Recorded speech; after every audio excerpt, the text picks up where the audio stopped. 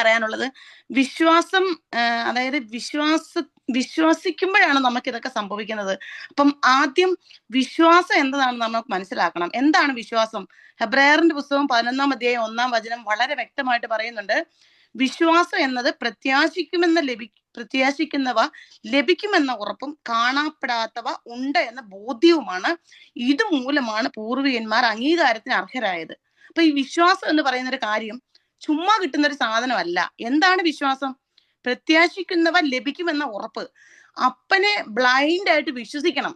അതായത് നടക്കാൻ പറ്റാത്ത ഒരു സാധനം ഞാൻ പ്രാർത്ഥിക്കുമ്പം, അല്ലെ ഞങ്ങൾ പ്രാർത്ഥിക്കുമ്പം ബ്ലൈൻഡ് ആയിട്ട് വിശ്വസിച്ചുകൊണ്ട് സാധിക്കും എന്ന് ഭയങ്കരമായിട്ട് വിശ്വസിക്കണം. പിന്നെ മത്തായി 21:22 പറയുന്നുണ്ടല്ലോ, വിശ്വാസത്തോടെ പ്രാർത്ഥിക്കുന്നതെല്ലാം ലഭിക്കും. പിന്നെ പറയുന്നുണ്ട്, വിശ്വസിച്ചാൽ നീ ദൈവത്തിന്റെ മഹത്വം കാണും. അപ്പൊ ഇതിന്റെ എല്ലാം ബേസ് എന്ന് പറയുന്നത് വിശ്വാസമാണ്. അപ്പൊ എന്റെ ജീവിതത്തോട് ബന്ധപ്പെടുത്തി ഇത് പറയുമ്പോൾ എനിക്ക് ഈ നന്മമര ഇന്റർസെഷന്റെ ഭാഗമായിട്ട് ഒത്തിരി മക്കളെ കോണ്ടാക്ട് ചെയ്യാനൊക്കെ പറ്റിയിട്ടുണ്ട്. ഭയങ്കരമായിട്ട് ഒത്തിരി പേരെ പ്രയർ റിക്വസ്റ്റ്. അപ്പൊ ഞാൻ ചെയ്യുന്നൊരു കാര്യം എന്താണെന്ന് ചോദിച്ചാല്, ഒരു വചനം, പരിശുദ്ധാത്മാവ് തരുന്ന ഒരു വചനം ഇവർക്ക് കൊടുത്തു കഴിയുമ്പം ഞാൻ ആ വചനം കൊടുത്തു. പിന്നെ പേര് ഓർക്കുന്നത് നമ്മൾ ഈ ചാപ്പിലേക്ക് കയറുമ്പോൾ എന്റെ വ്യക്തിപരമായ പ്രാർത്ഥന ഞാൻ പ്രാർത്ഥിക്കും. പക്ഷേ ഞാൻ പിന്നീട് എനിക്ക് മനസ്സിലാക്കാൻ സാധിച്ചത്, ഈ വചനം ഇവരുടെ എല്ലാം ഉള്ളില്, അല്ലെങ്കിൽ ഇവരുടെ എല്ലാം ജീവിതത്തില് ഈ വചനം ഭയങ്കരമായിട്ട് പ്രവർത്തിക്കുന്നതായിട്ട് എനിക്ക് പിന്നീട്, ഞാൻ ഇങ്ങനെ സൺഡേ പ്രയർ മീറ്റിംഗ് വന്നില്ലെങ്കിലും പലരും പറഞ്ഞ് എനിക്ക് കേൾക്കാൻ സാധിച്ചിട്ടുണ്ട്. പിന്നെ ഞാൻ ഈ പിടിക്കുന്ന ഈ മൊബൈല് മോരുകറിക്കകത്ത് വീണുപോയ മൊബൈലാണ്. ഞാൻ ഈ സംസാരിക്കുന്ന ഈ മൊബൈല് ഒരുപക്ഷെ നിങ്ങൾക്കൊക്കെ അറിയാം, ഞാൻ പവർ മീറ്റിംഗ് കൂടിക്കൊണ്ടിരുന്നപ്പം മോരുകറിക്കകത്ത് വീണുപോയ മൊബൈലാണ് ഈ മൊബൈല്. അപ്പൊ ഞാൻ അന്നേരം ചെയ്തതെന്ന് വെച്ചാൽ ഹന്നാവെള്ളം എടുത്ത് തളിച്ചിട്ട്, ഈശോയെ നിന്റെ ശക്തിയാൽ ഈ മൊബൈലിനൊന്നും പറ്റരുതെന്ന് പറഞ്ഞ് അരിക്കകത്തെടുത്തിട്ടിട്ട്, ഒരു കുഴപ്പമില്ല ഇപ്പൊ ഈ മൊബൈലിന്. നിങ്ങൾക്ക് വിശ്വാസം വരുമോ എന്ന് എനിക്ക് അറിയത്തില്ല. ഫുള്ള് മോരുകറിക്കകത്ത് മുങ്ങിപ്പോയ മൊബൈലാണ് ഇത്. അതുപോലെ എന്റെ ജീവിതത്തില് അനേക അത്ഭുതങ്ങൾ, അടയാളങ്ങൾ എനിക്ക് കാണാൻ സാധിച്ചിട്ടുണ്ട്. അപ്പൊ എനിക്ക് പറയാനുള്ളത്, നമ്മൾ വചനം വിശ്വസിക്കണം. അതുപോലെ തന്നെ നമ്മള് അപ്പനെ കണ്ണടച്ച് വിശ്വസിക്കണം. നമ്മുടെ ജീവിതത്തിൽ എന്തൊക്കെ വന്നാലും അതിന് യാതൊരു കുഴപ്പവും, അതായത് നമ്മുടെ ജീവിതത്തിൽ എന്തൊക്കെ വന്നാലും എന്റെ അപ്പൻ എന്റെ കൂടെ ഉണ്ട്. ഞാൻ വീണാലും നിലം പരിചാകിയില്ല. പൗലോസ്ലീഹയെ പറ്റി നമ്മൾ വായിക്കുമ്പോൾ പൗലോസ്ലീഹ നമുക്കറിയാം, യാത്ര കഴിഞ്ഞ് ഒരു സ്ഥലത്ത് ചെല്ലുമ്പം അണലി കൈ കേറുന്നുണ്ട് അല്ലേ? അപ്പൊ ഉണ്ടല്ലോ സമൂഹം എല്ലാം പറയുക, ഇവൻ ഏതാണ്ട് ചള്ളു പ്രവൃത്തി ചെയ്ത വ്യക്തിയാ, അല്ലെങ്കിൽ ഇവനെ കൊള്ളത്തില്ല, ഇങ്ങനെയൊക്കെ പൗലോസ്ലീഹയെ പറ്റി പറയുന്നുണ്ട്. പക്ഷെ ഉടനെ അണലി പൗലോസ്ലീഹയുടെ ദേഹത്തുനിന്ന് വിട്ടുപോവുക. അപ്പം അതുപോലെ പല അത്ഭുതങ്ങൾ, നമുക്കറിയാം ശിഷ്യന്മാരൊക്കെ ഭയങ്കരമായിട്ട് പിശാചിനെ ബഹിഷ്കരിച്ചു, അങ്ങനെയൊക്കെ സംഭവിച്ചു. ഇവരുടെയൊക്കെ ജീവിതത്തിൽ സംഭവിച്ചത് എന്താണെന്ന് വെച്ചാല് വചനം എടുത്ത് പ്രയോഗിച്ചു, അല്ലെങ്കിൽ വിശ്വസിച്ചു, കർത്താവിനെ അന്ധമായിട്ട് വിശ്വസിച്ചു. അപ്പൊ എനിക്ക് പറയാനുള്ളത്, എന്റെ ജീവിതത്തിലും ഈ വചനം വിശ്വസിച്ച് എന്നിലും അനേകം മക്കളിലും ഈ ഒരു വചനത്തിന്റെ ഒരു വിശ്വാസം, അല്ലെങ്കിൽ ഈ വചനത്തിന്റെ ഒരു അത്ഭുതങ്ങള് എനിക്ക് കാണാൻ സാധിച്ചിട്ടുണ്ട്.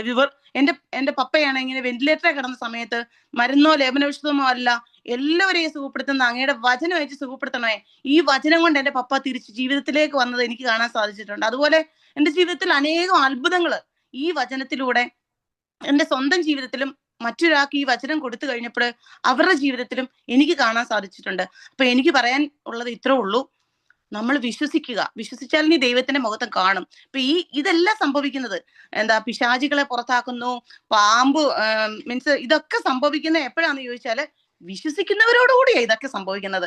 വിശ്വസിക്കാത്ത ഒരു വ്യക്തിയിലും ഇതില്ല. പിന്നെ കഴിഞ്ഞ ദിവസം നമ്മുടെ ജോപ്പസച്ചൻ എന്റെ മുന്നിൽ, എനിക്ക് പറയാതിരിക്കാൻ പറ്റുന്നില്ല, കഴിഞ്ഞ ദിവസം KSRTC ബസ് സ്റ്റാൻഡിൽ ഇരുന്ന് നമ്മുടെ പിള്ളേർക്ക് ക്ലാസ് എടുത്തത് നമ്മുടെ അച്ഛന്.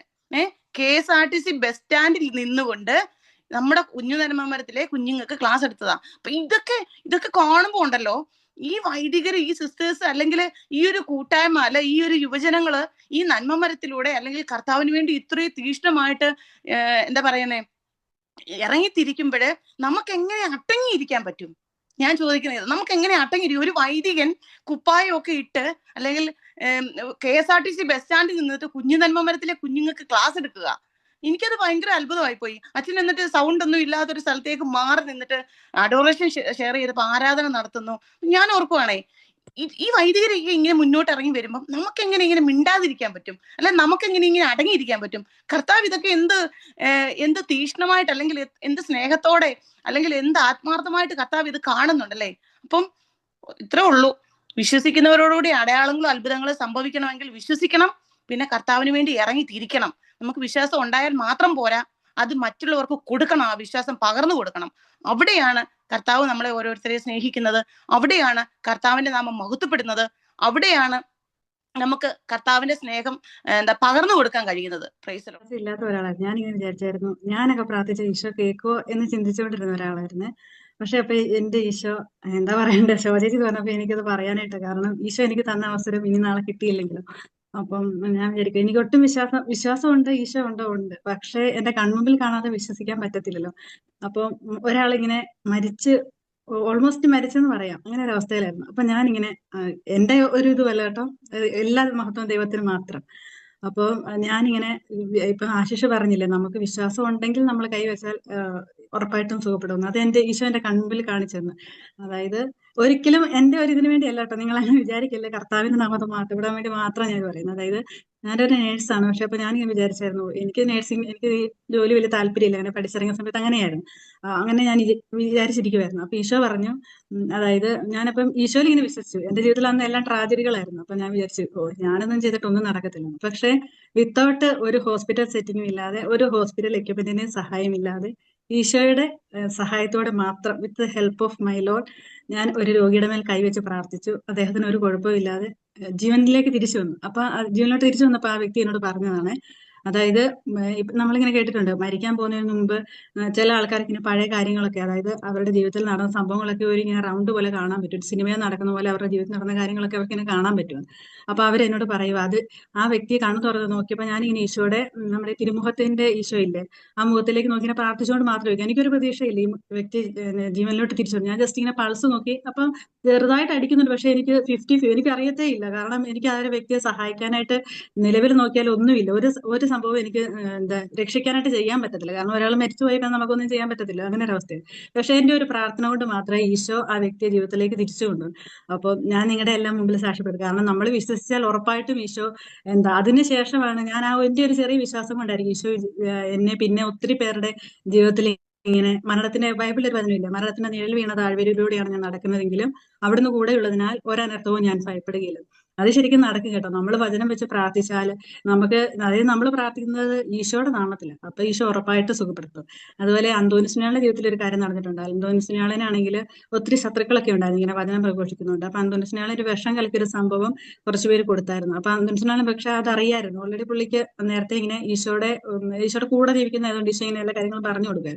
അപ്പൊ അന്തോനിസ്നാൾ അതെടുത്ത് കുടിച്ചു. അപ്പൊ കുടിച്ചു കഴിഞ്ഞപ്പോൾ ഈ വിഷം കലർത്തിയ ആൾക്കാർ വിചാരിച്ചു അന്തോനിസ്നാൾ ഉറപ്പായിട്ടും മരിക്കുമെന്ന്. പക്ഷെ മരിച്ചില്ല. കാരണം എന്താ, വിശ്വസിക്കുന്നവരുടെ കൂടെ ഈ അടയാളങ്ങൾ ഉണ്ടായിരിക്കും. അവർ മാരകമായ എന്ത് കുടിച്ചാലും അവർ മരിക്കുകയില്ലെന്ന് വചനത്തിൽ തന്നെ എഴുതി വെച്ചിട്ടുണ്ടല്ലോ. അപ്പൊ നമ്മൾ ഈ കൂട്ടത്തിൽ ആർക്കെങ്കിലും വിശ്വാസം കുറവുണ്ടെങ്കിൽ, ഏറ്റവും കുറവായിട്ട് ഞാൻ ഈശോയെ വിശ്വസിച്ചിരുന്നതാണ്. ഈശോ എനിക്ക് കണ്ണ് തുറപ്പിച്ചെങ്കിൽ നിങ്ങളുടെ എല്ലാവരുടെയും കണ്ണ് തുറപ്പിക്കാനായിട്ട് ഈശോയ്ക്ക് സാധിക്കും. എത്ര വില കൊടുത്താലും, എത്ര പെയിൻഫുൾ സിറ്റുവേഷൻ ആണെങ്കിലും ഞാൻ മാക്സിമം ട്രൈ ചെയ്യും. അത് നമ്മുടെ മെറിറ്റ് ഒന്നുമല്ല, അത് എന്റെ കൂടെ ഇരിക്കുന്ന, എന്നെ വിശ്വസിച്ച എന്റെ ഉണ്ണീശോയുടെ മെറിറ്റാണ്, വേറെ ആരുടെയല്ല. അപ്പം ഈശോയ്ക്ക് മാത്രം മഹത്വം ഉണ്ടാകട്ടെ. അത് ഈശോയുടെ മാത്രം വേണ്ടി മാത്രം പറഞ്ഞിട്ടോ, അല്ലാതെ എന്റെ ഒരു ഇതുമില്ല, ഞാനൊന്നും ചെയ്തില്ല, ജസ്റ്റ് പ്രാർത്ഥിക്കുക മാത്രമേ ചെയ്തുള്ളൂ. അപ്പൊ ആ വ്യക്തി ആണെങ്കിൽ നമ്മുടെ ക്രിസ്ത്യാനി പോലും അല്ലായിരുന്നു, പക്ഷെ അവരെന്നിട്ട് എന്നോട് പറഞ്ഞു, അതായത് എന്നോട് പറഞ്ഞു, നിന്റെ പ്രാർത്ഥന കൊണ്ട് മാത്രമാണ് ഞാൻ രക്ഷ. അപ്പൊ ഞാൻ ആലോചിച്ചു, ആ വ്യക്തിക്കും ഞാൻ പ്രാർത്ഥിക്കുന്ന ഈശോയും കൊണ്ട്, അതിനു മുമ്പ് എന്നെ കളയാക്കിക്കോട്ടെ, നീ ഇങ്ങനെ പ്രാർത്ഥിച്ചോട് തരുന്നു, ഒന്നും നടക്കത്തില്ലെന്ന്. അപ്പൊ ആ വ്യക്തിയുടെ കണ്ണു തുറക്കാനും ഇത് ഈശോ ഈ ഇൻസിഡന്റ് ഒരു ഇടയാക്കി. അതായത് പ്രാർത്ഥിച്ചാൽ സംഭവിക്കും, അതായത് നമ്മളും സാധാരണ മനുഷ്യരും പ്രാർത്ഥിച്ചാൽ ജീവിതത്തിൽ വ്യത്യാസങ്ങൾ വരുമെന്ന്. അപ്പൊ ഈശോയ്ക്ക് മഹത്വം ഉണ്ടായിരിക്കട്ടെ.